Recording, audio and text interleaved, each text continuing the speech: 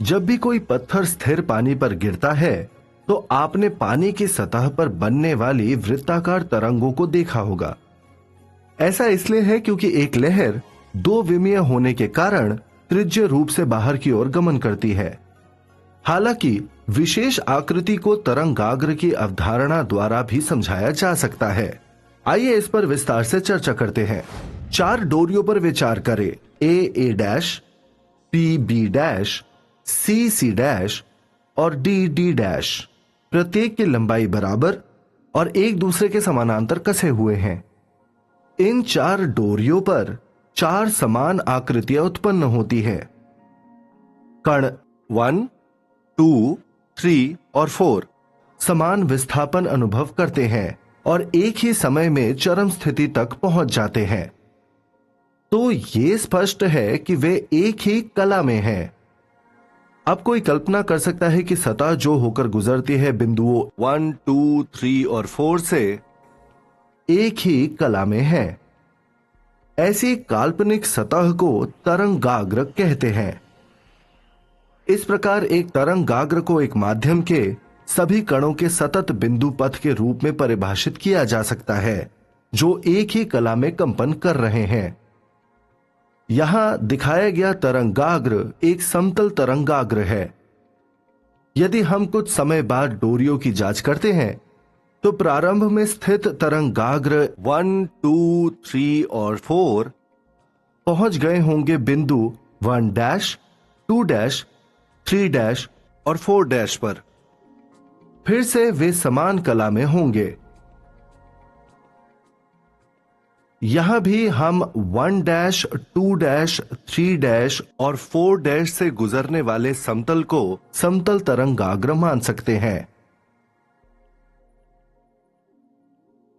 इस प्रकार जैसे जैसे तरंग संचरित होती है, कणों से गुजरने वाली इन काल्पनिक सतहों की कला समान होती है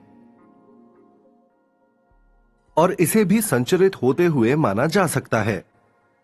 इस प्रकार तरंग संचरण को तरंगाग्र के संचरण द्वारा भी दर्शाया जा सकता है। वे तरंगे जिनके लिए तरंगाग्र समतल होते हैं समतल तरंगे कहलाती हैं। तरंगाग्र के लंबवत और एक तीर द्वारा संचरण की दिशा दर्शाने वाली रेखा को किरण कहते हैं। किरण एक ज्यामितीय कल्पना है।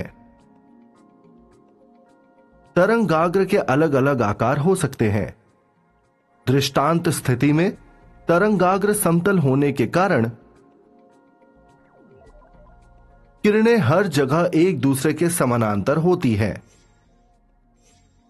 एक बिंदु स्रोत से उत्पन्न और एक त्रिविमीय समांग और समदैशिक माध्यम में संचरित तरंगे एक ही समय में सभी दिशाओं में समान दूरी तय करती हैं। इसीलिए बिंदु स्रोत से समान दूरी पर स्थित बिंदुओं की कला समान होगी और तरंगाग्र गोलाकार होंगे। गोलाकार तरंगाग्र वाली तरंगे गोलीय तरंगे कहलाती हैं। बहुत अधिक दूरी पर, मान लीजिए अनंत दूरी पर, तरंगाग्र स्थानिक रूप से समतल होते हैं और इसीलिए किरणें समानांतर होती हैं। सारांश: